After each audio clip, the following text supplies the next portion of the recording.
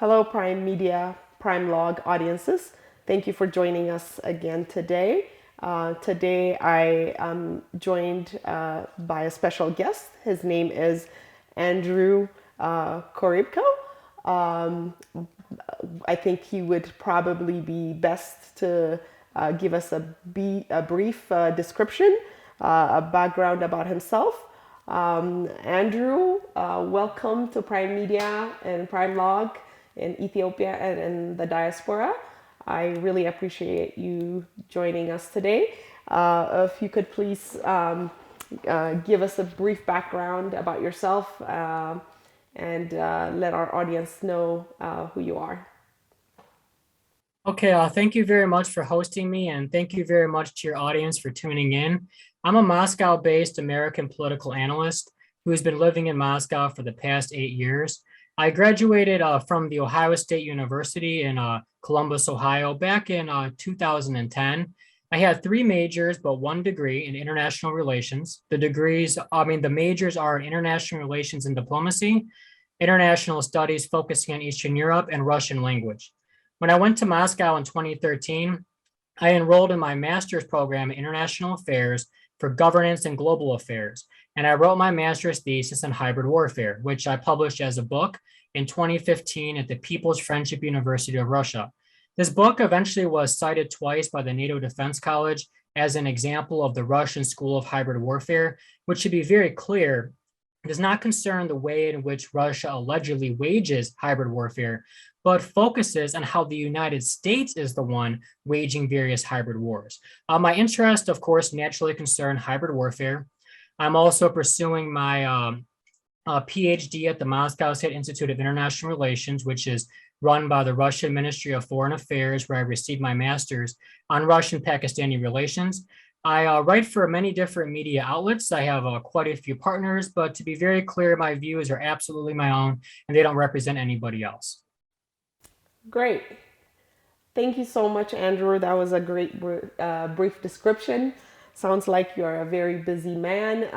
At the same time, have interesting work that you have done already in the past and that you're doing. I saw the recent article that you wrote on Russian Council. I just want to kind of start off for our audiences. Ethiopia is consistently on the news right now and garnering serious attention.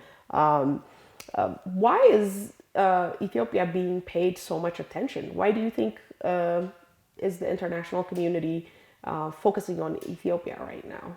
Okay, thank you. That's a very good and very pertinent question that's in a lot of people's minds. My view of hybrid warfare can be simplified as such. I see it as externally provoked identity conflicts aimed at manipulating religious, ethnic, regional, political, and socioeconomic differences within countries. Ethiopia being so diverse makes it unfortunately a prime target in this respect.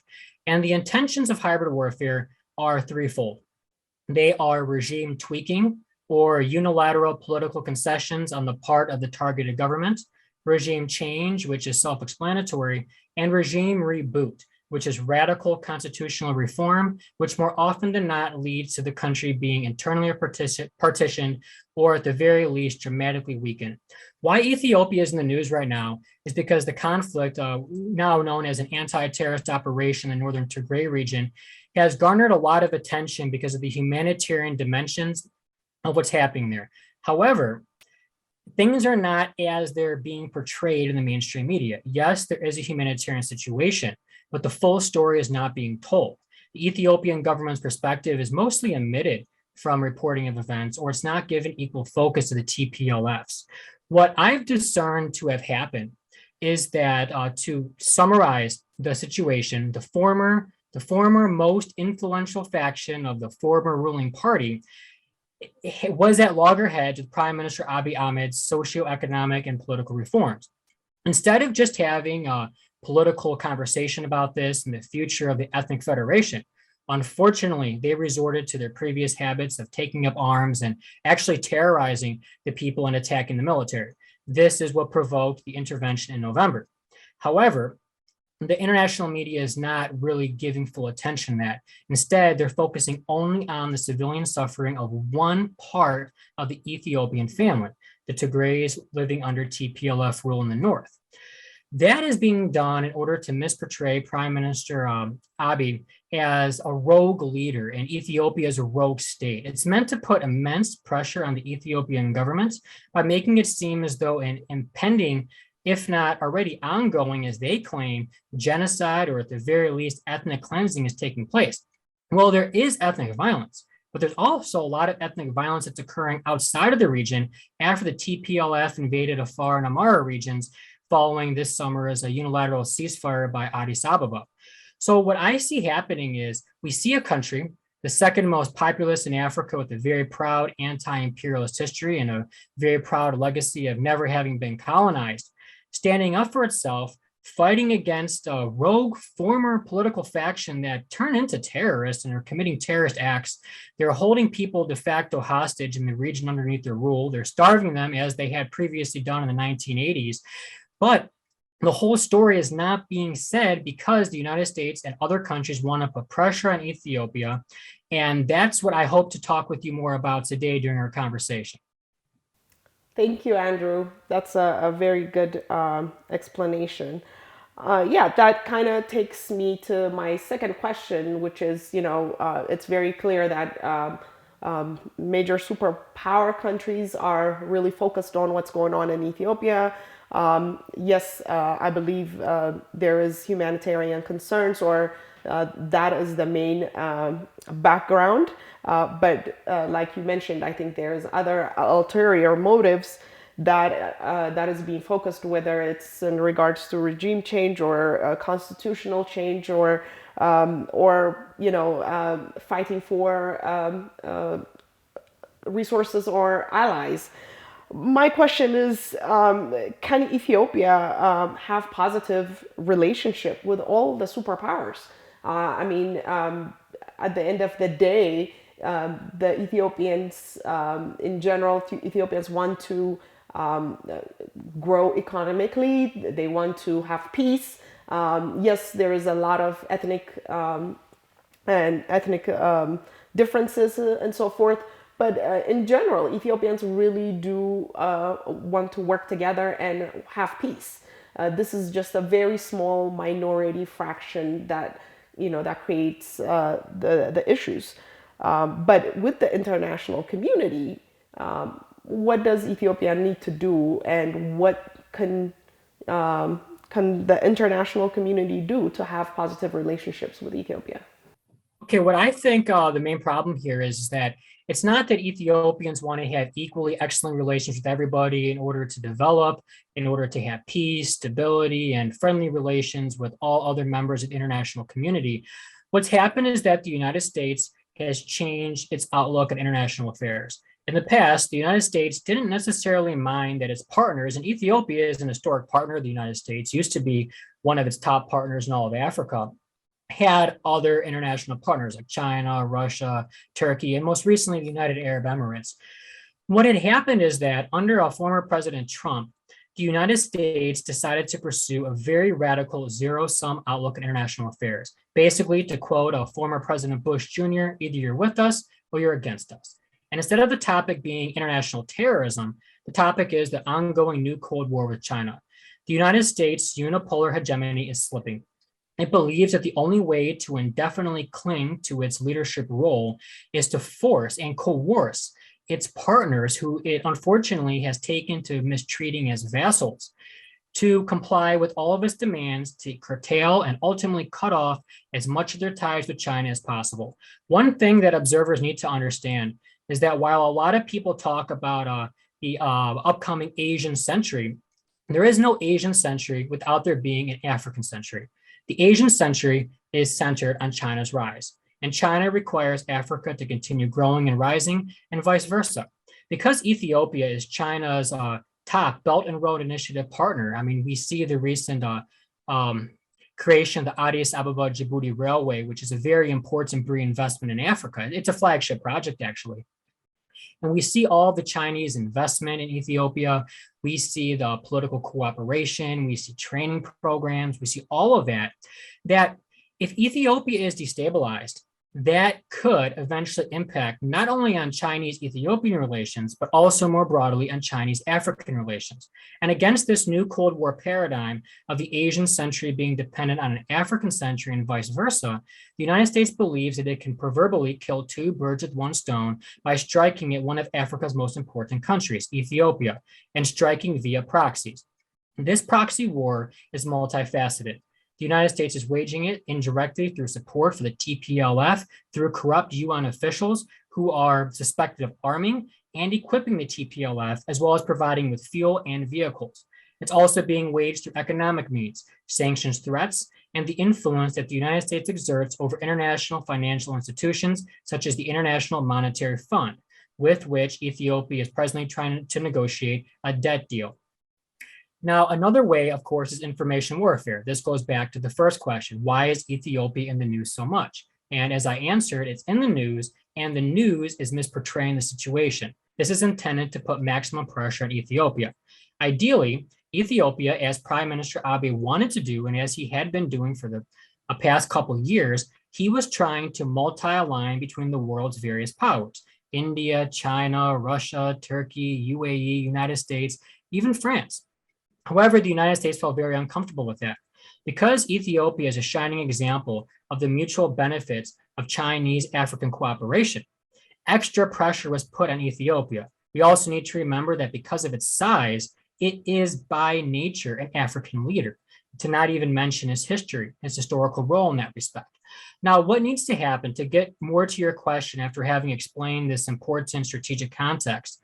Well, it's going to be very difficult because no matter how much Ethiopia tries, Ethiopia has behaved as a responsible member of the international community, but some of its peers do not see it as such. They're beginning to go along with the United States information warfare narrative, which nowadays is primarily driven by what I term humanitarian imperialism, or in other words, manipulating and misportraying objectively existing humanitarian situations to lay the blame on one actor, in this case, the Ethiopian government, instead of attributing it to where it belongs, the TPLF, which is the one that's manufacturing this crisis exactly as they did in the 1980s.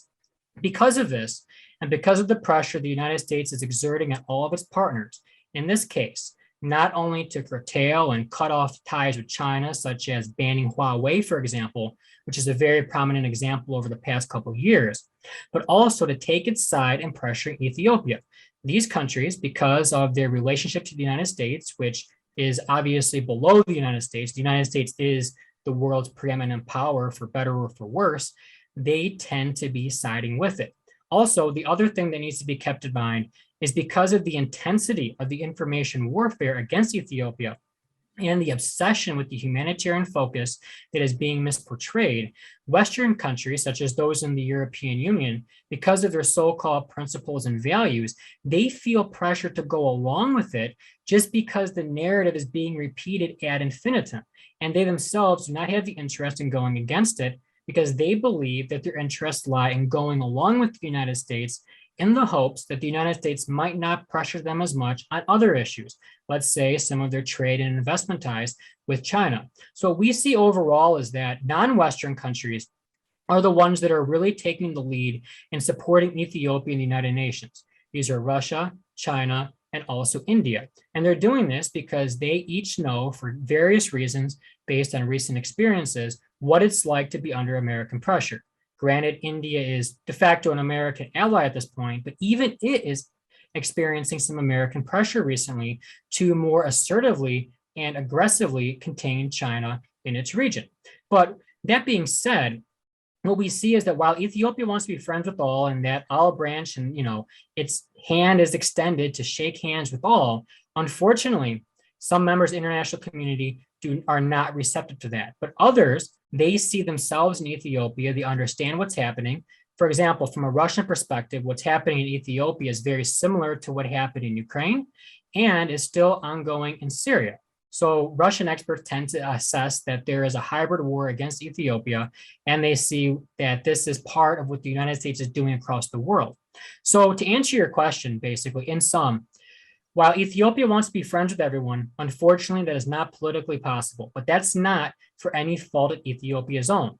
That's because the US is trying to assemble a coalition of like minded countries that are driven by so called humanitarian interest to continue putting neo imperialist pressure on Ethiopia so as to drag it down, affect China, and also set a very disturbing precedent for any other African countries that are smaller and comparatively weaker than Ethiopia that might try to follow in its footsteps by becoming more independent. Thank you, Andrew.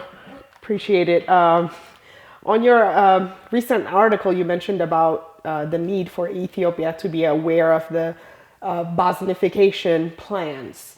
What do Ethiopians and the Ethiopian government need to do to avoid this plan? I mean, because on your article, you also mentioned that the previous plan has not worked, and now it's a new Bosnification is the new style. So, what advice or what do you see for the Ethiopians and the Ethiopian government should be tackling at this point? Okay, so I'd like to go over what I meant by the Bosniafication. So Bosnia is a former Yugoslav republic that has been internally partitioned for all intents and purposes since the Dayton Accords ended that conflict. And what it essentially did is it created two largely de facto independent statelets, one run by Serbs and the other run by a combination of Croats and Bosnians. What's happened, though, however, is that state is perennially dysfunctional. I mean, it's very difficult to speak about a unified Bosnian state just because its internal divisions were institutionalized. Also, there's a high commissioner that still officially rules that country. It's very difficult to really regard it as functionally independent when there is external oversight drafted into its governing apparatus. Now, how this relates to Ethiopia is such. The TPLF is trying to dominate its home region. But not only that, it has started to invade neighboring regions instead of accepting Prime Minister Abiy's unilateral ceasefire with the intent of having a political dialogue.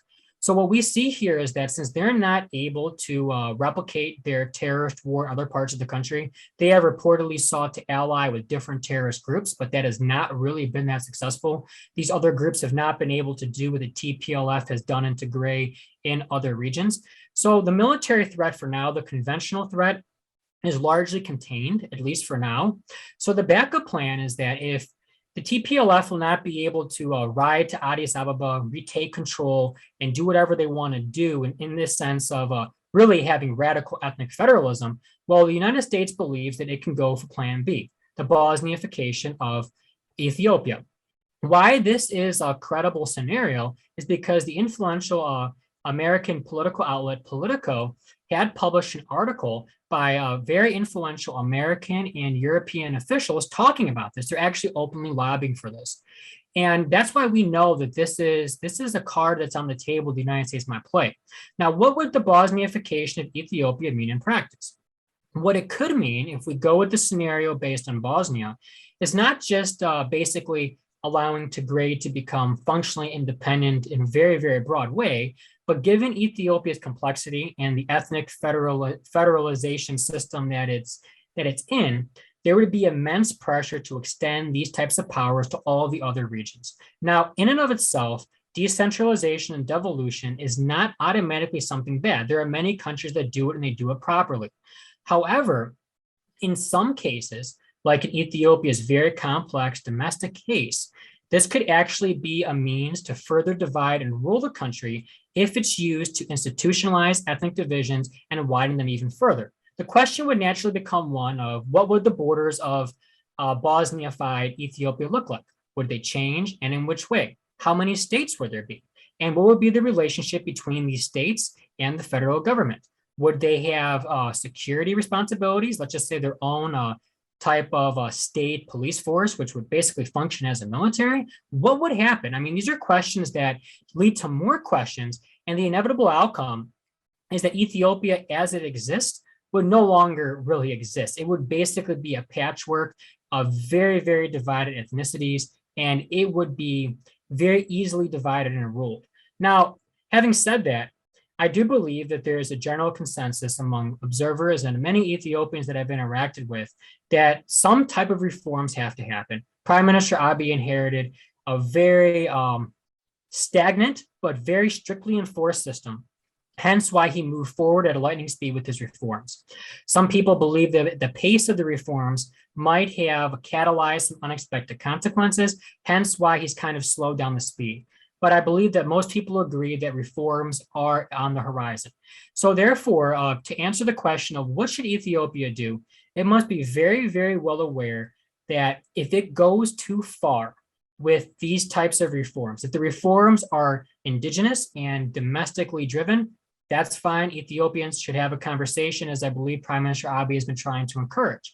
But those that are externally pressured and forced upon the state that try to push it in a very radical direction, a la the Bosnian scenario, they must be treated with the utmost suspicion and they must be thoroughly analyzed. And I believe, if anything, it's better to not do them right away, because if an external power is trying to encourage you to do something internally and change your constitution and the relationship between the state and the citizens, well, the external power doesn't have Ethiopians' interest in mind. They have their own interest. And considering the fact that we're talking about the United States, which has a history of dividing and ruling very identity diverse countries through hybrid war means, and because of the new Cold War context with China and what I mentioned about the Asian century and African century, the United States has an interest in using Ethiopia as an example for what it might plan to replicate all across the rest of Africa to inspire a new so-called scramble for Africa. Not so much in terms of supporting separatist movements, but in terms of internally partitioning identity diverse countries along ethno, regional, religious, and other lines in order to treat them as de facto independent entities and therefore divide and rule them on that basis. So I think that the political situation can be very dangerous, but these scenarios only have a credible risk of being advanced if the on-the-ground military situation changes, which for the past few months, it has mostly remained static. However, I do believe this threat should not be dismissed and it should be seriously considered in the future. Thank you very much, Andrew. Okay, I guess for the last question, you mentioned on your article, Ethiopia is fighting for all Africa. Um, uh, do you believe other African leaders and countries are aware? Do you think that Ethiopia is taking the lead on some of the issues that Ethiopia is currently dealing with, but also saying, this affects all African countries and we do need to do something about it? Okay, what I think is happening is I think there is a growing awareness that Ethiopia is being made to be an African example by the United States. And that is going to be a negative example if the United States is able to succeed in its hybrid war in Ethiopia. At the same time, Ethiopia can also be seen as a positive example in several ways. The first way in which it's standing up against corrupt UN officials and the American hybrid war. We see this through two means: through the expulsion of 7 corrupt UN officials who were meddling in the internal affairs, and through Prime Minister Abiy's open letter to US President Biden, which, if people haven't read it in full, I highly recommend that you do it as soon as you have the availability. There are very powerful statements in there and a very powerful articulation of the Ethiopian position in supporting state sovereignty and anti-imperialism.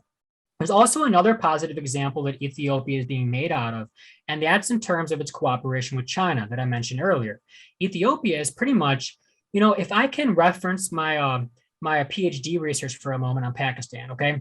Pakistan is the main BRI partner for China anywhere in the world because it hosts the China-Pakistan Economic Corridor, which has a promised $60 billion worth of investment. Now, in Africa, one can actually say in some ways, Ethiopia is in some ways the African Pakistan, if we look at it in the BRI context, in the sense that it is the primary BRI partner that China has in Africa. There is multidimensional, comprehensive cooperation all across the board. And just as China seeks to turn Pakistan into the shining example in South Asia and most of Eurasia more broadly, so too does it hope that the example of cooperation with Ethiopia can be an example for all other African states. So what we see here is Ethiopia being made into two examples: a positive one in terms of socioeconomic development through BRI, and a negative one as a warning to African states not to get too independent, or their internal issues will be exacerbated, weaponized, and multilateral pressure will be put upon them by corrupt UN officials and financial institutions that the United States has influence over. Now, to move along, having explained the importance that Ethiopia has in this larger sense, is this importance known by African leaders? I believe that some of them are becoming aware of it. However, others seem aware but are fearful to really speak out in its support, primarily because of the American pressure. And also, there is a degree of French pressure in parts of Africa, because some of these leaders are, unfortunately, they do not always have their people's best interest in mind, to put it mildly. Unfortunately, there is a lot of corruption on the continent, and some leaders pretty much act as overseers of an external power's economic and military and political interest in those countries than they actually do as patriotic leaders. Having said that, though, I would actually broaden the question and not only discuss whether or not other African leaders are aware of the example of Ethiopia, but what about the African masses more broadly? I believe that Africans are aware of the conflict. And given the fact that African states have been mistreated and abused for decades, ever since their independence, I believe that there is a growing awareness among the masses that what's happening in Ethiopia can happen in their countries too. And that one of the ways in which to, if not prevent this, but mitigate the damage, is to work closer together with other African states. And this is why I spoke about a possible revival of Pan-Africanism. Your country, Ethiopia, has historically played a very, very proud role in that movement. Unfortunately, the movement seemed to have died out over the years for many different reasons. But I believe now, as the world enters this new Cold War and as it really heats up through a variety of proxy wars across Afro-Eurasia, I believe that there will be a genuine interest in reviving Pan-Africanism. I believe that masses are becoming more interested in this. It will take time, and this is a long-term strategy for all of Africa. And I believe that Ethiopia would do well to incorporate an angle of Pan-Africanism, or maybe a modern-day geopolitical and geoeconomic variation of it, into its national narrative.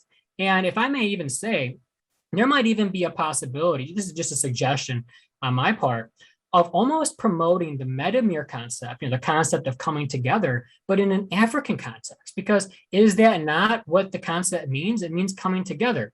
And if Ethiopia's diverse people can come together in the interest of national unity and joint development, can't that example, can't that precedent also be exported and encouraged among not only the Horn of Africa region, but also all of Africa? I believe that Ethiopia basically can do a lot in inspiring the African Union, but it's going to take time. I mean, these are very ambitious plans and very ambitious ideas.